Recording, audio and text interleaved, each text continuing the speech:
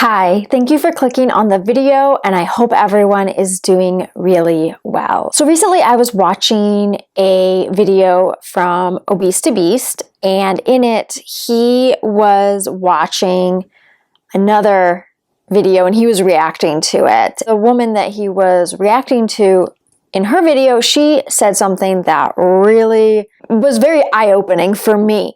And she said something comparing guilt and shame. This isn't exactly what she said. Guilt says, I did something bad. Shame says, I am bad. How often, when it comes to eating, do we shame ourselves?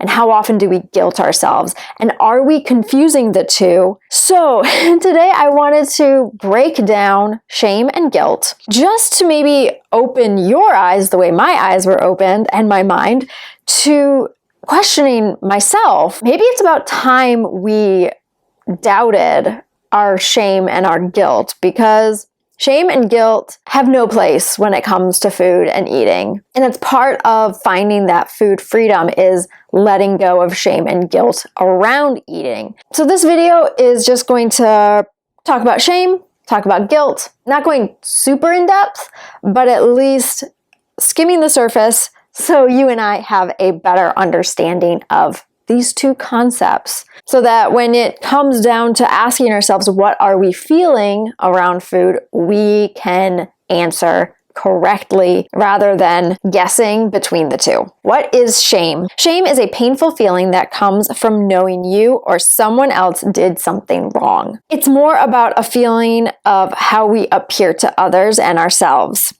It doesn't always depend on doing something wrong. It has more to do with your character and your, personality rather than your actions. Shame says, I am bad.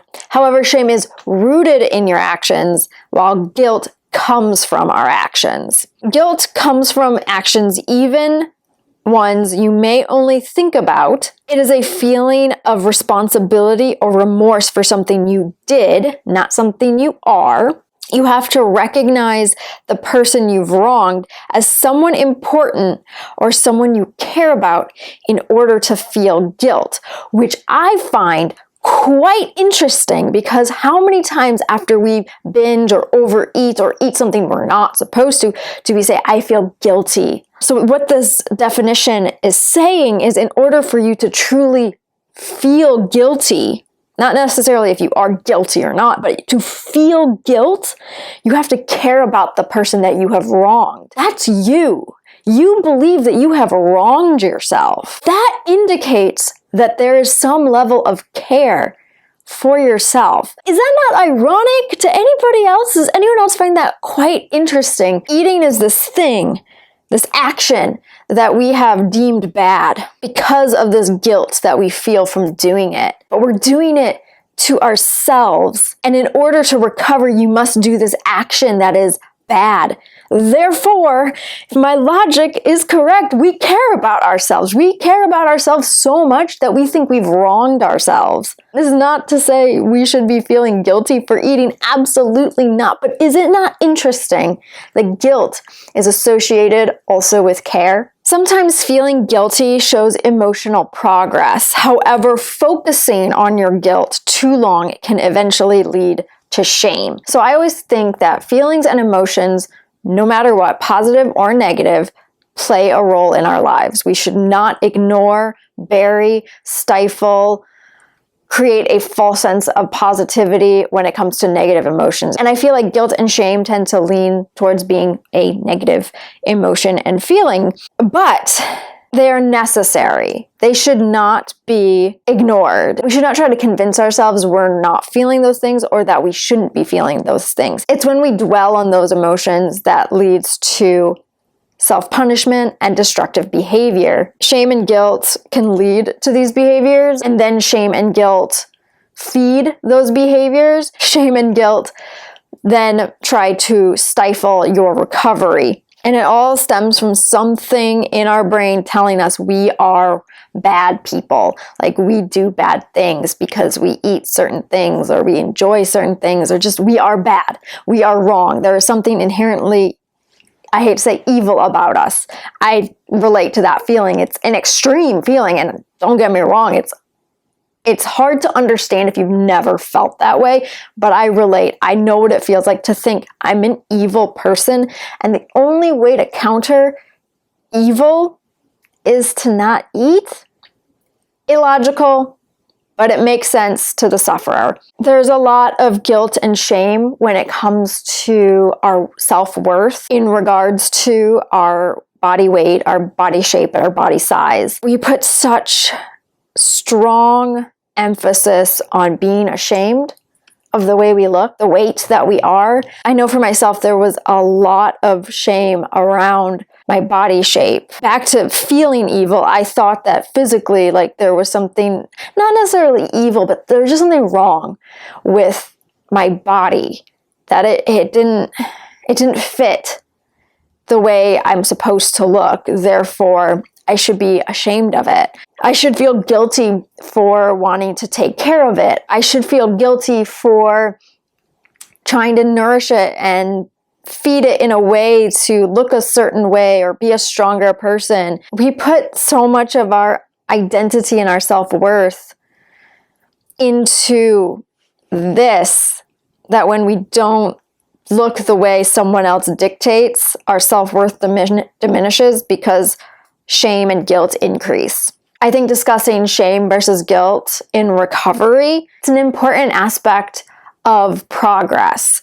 Understanding these concepts, just like a lot of my videos that I put out, it's like understanding, like a few weeks ago, I put out a video on intermittent fasting. It's about understanding the concept.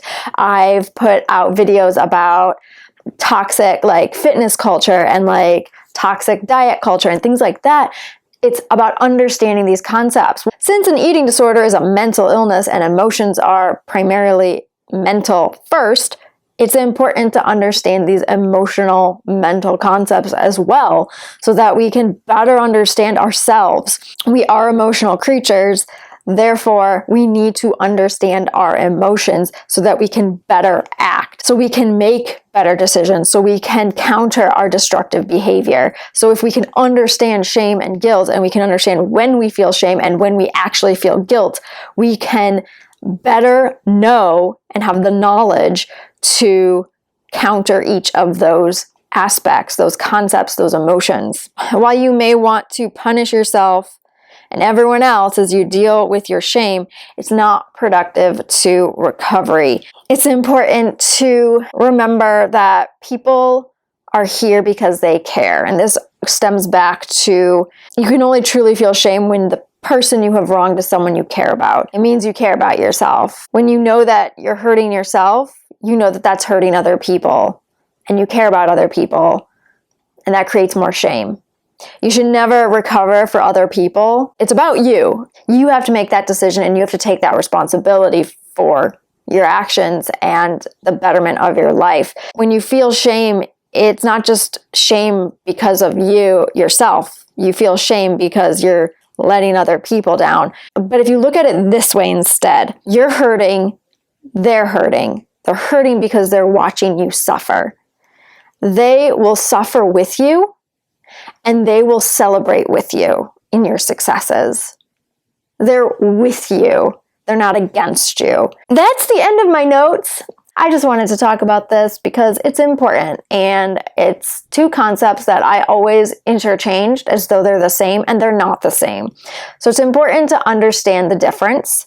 And I'm not here to tell you which one you're feeling. That's up to you to indicate for yourself where your emotions lie and to determine what actions and coping mechanisms do I have to combat these negative emotions in a healthy way. Anyway, thank you so much for clicking on the video. I hope you enjoyed it. If you did, please give it a thumbs up. If you did not enjoy it, you can give it a thumbs down. That is cool too. I don't mind.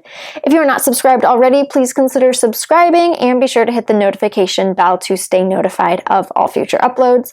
If you have any comments, questions, video suggestions, anything at all, feel free to leave that in the comment section below.